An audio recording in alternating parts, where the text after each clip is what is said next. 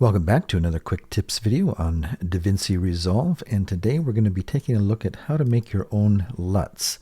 In a recent tutorial here, we showed you what I have come to believe to be the best way to work with log footage. We showed you how using an effects called color space transform, you can really dial in some predefined parameters for any given camera and log setting that might have been used when the footage was shot. If you open this up, you'll see that all the major manufacturers are listed here, and we showed you how we applied our Canon cinema gamut to get started, and then all of the other settings that have given us a really good start towards a nice grade for our footage. But what if we don't want to go through all these 4 steps every time for every clip in our edit? Surely there's a better way, and there is, and that is to make your own LUT. If you know that most of your footage or a lot of your footage was shot in the same environment, same time of day, same color balance, and so on, why not make a LUT that you can just drop onto your footage rather than go through this tedious 4-step method for every clip?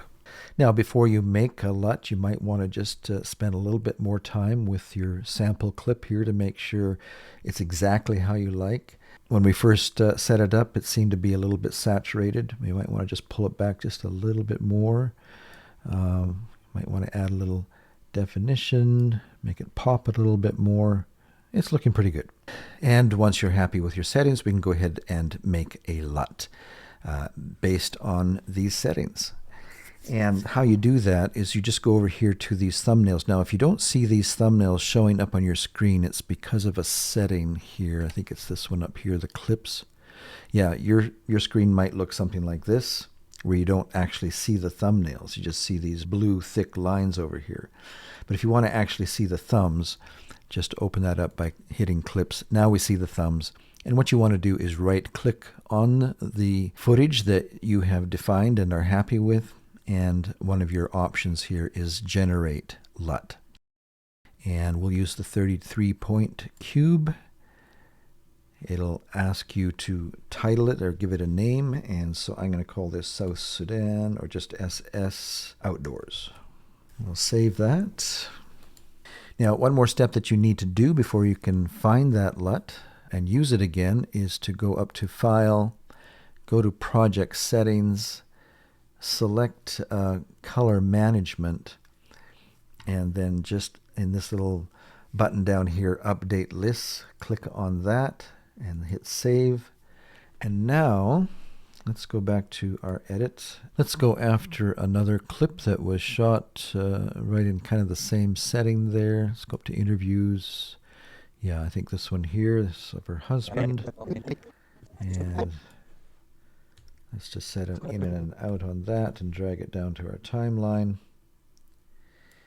And now we go back to our color mode and right-click on that new clip and go to LUT this time and search for the LUT that we defined, South Sudan Outdoors, and just click on that.